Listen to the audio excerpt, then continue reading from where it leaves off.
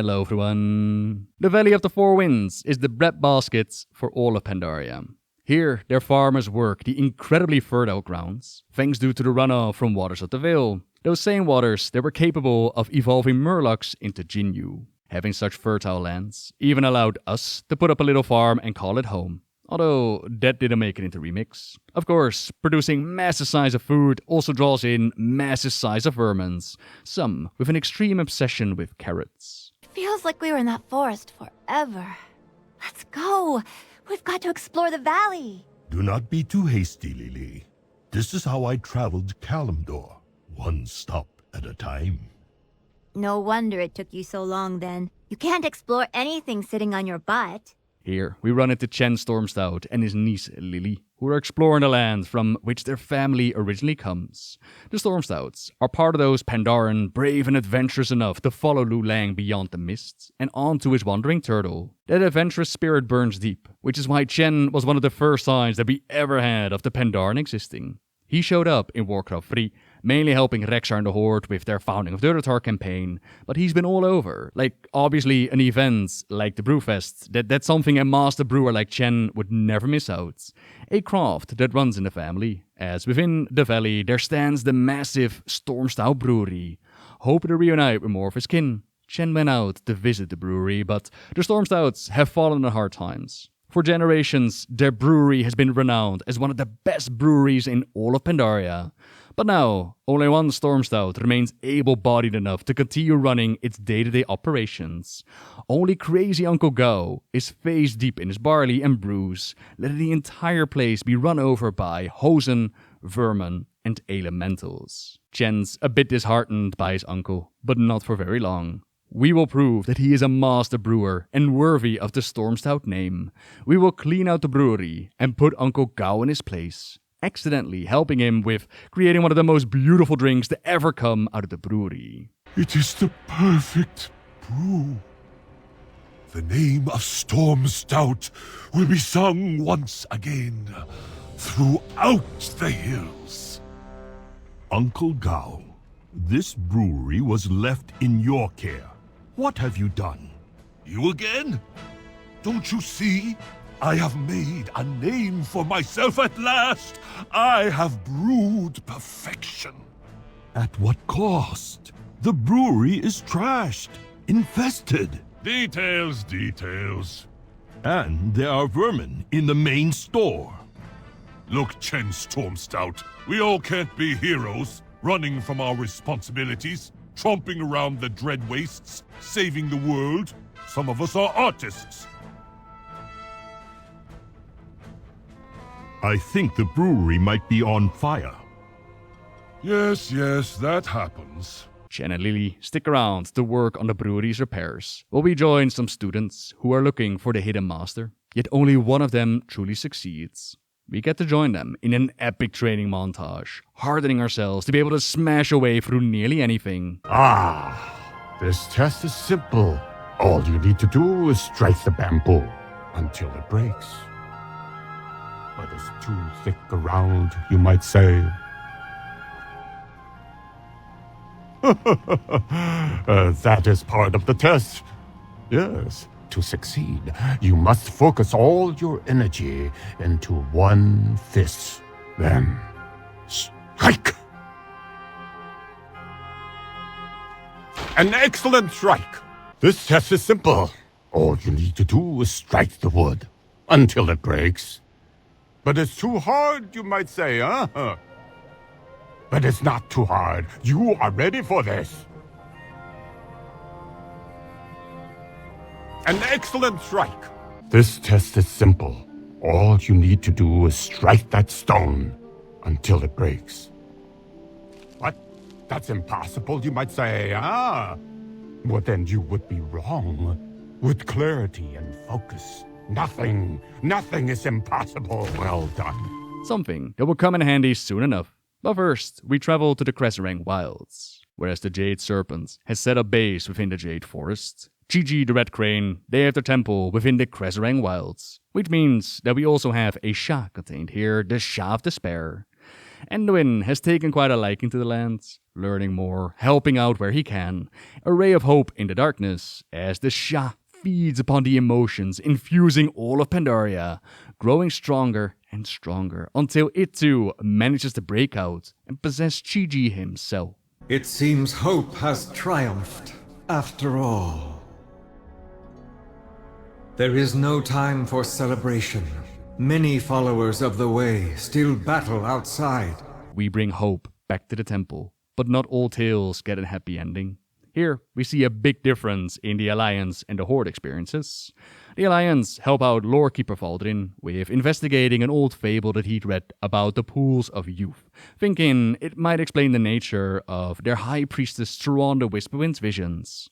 The Night Elves have given up their immortality to defeat Archimonde during Warcraft 3, but this choice was made for them by their leader Malfurion. Not everybody was down with embracing sickness, aging, and mortality, so some of them have been seeking out other means of survival, like this fountain. The Horde helps out Sunwalker Desco, who has come here with his very pregnant wife, following visions of a peaceful valley of golden blossoms.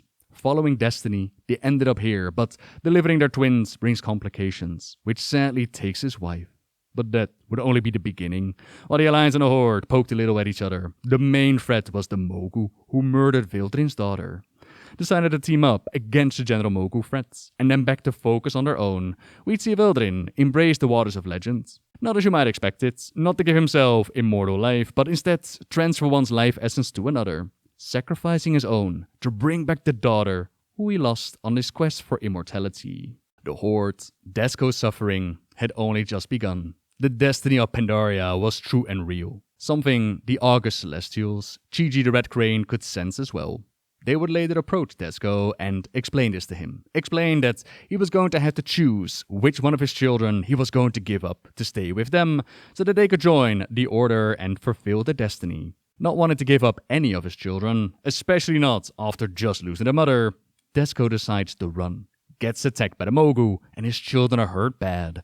One of them is crushed in a fall. The other is slowly dying from a poisonous blade attack.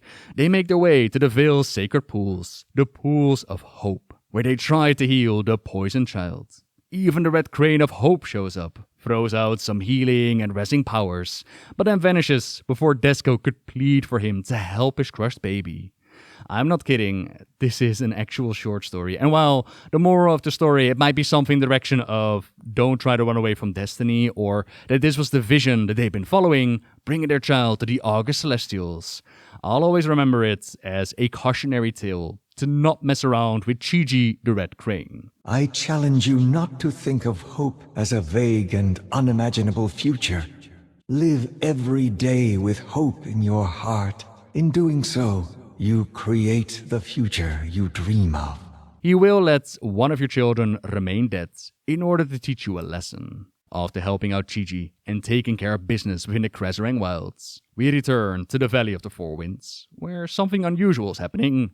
Normally, demented strike out every 100 years, but they're still around 10 years away from the next mented cycle. Yet here they are, crashing against the Serpent Wall.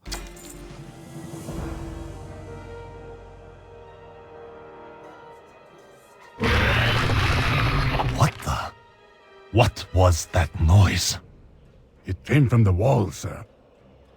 I know where it came from. What was it?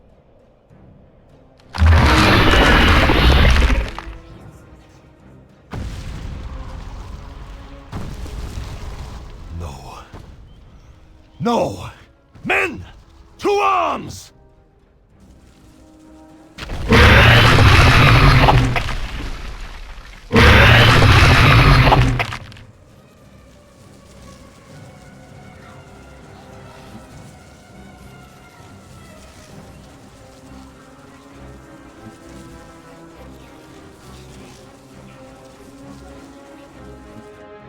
You three, assist Captain Oakenshield in the front. Greenshill, Black Soil, cover our left flank. I don't want any surprises. Levin, take the right side. You're on your own. Everyone else, if you can hold a weapon, protect this village. Don't let them pass this line. You're nothing but farmers' children. We don't stand a chance. Everyone, fall back! Fall back! Yeah!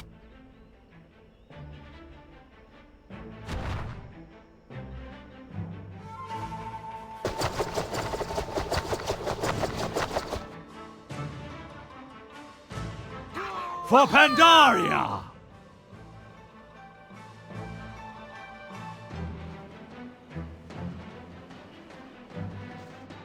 Who are you? Does it matter who we are? We are here to help you. You were surrendering? Why? Because these invaders can break down a wall. You have got another wall. And it is made up of the people who call this place home. Hey, give me one of them pitchforks. Any one of us would lay down our life to protect this land. This land, it belongs to us. It belongs to our ancestors. It belongs to our children. And we are not about to let that change.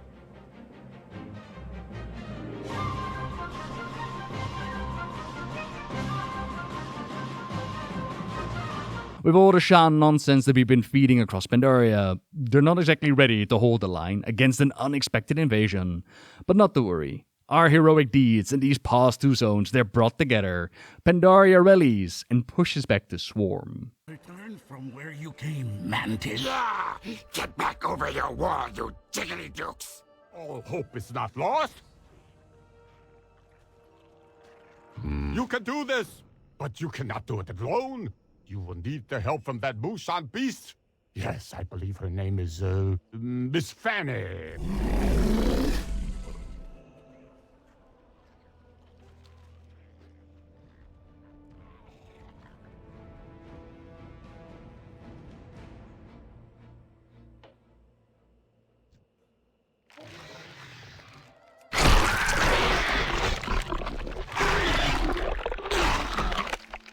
Having the Mantis agitated like this, attacking prematurely, it is concerning, but a worry for later, as our journey will next take us into the Kunlai summit.